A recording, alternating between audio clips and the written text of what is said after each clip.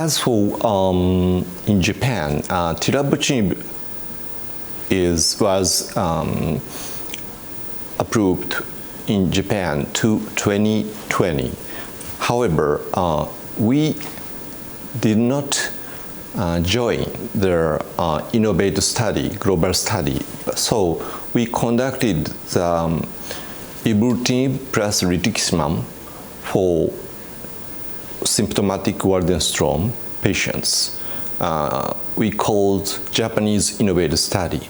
16 patients enrolled the study, and 3-year PFS is pretty good, not reached, and measure response was very feasible. So in December 2022, Ibrutinib plus Rituximab was approved in Japan.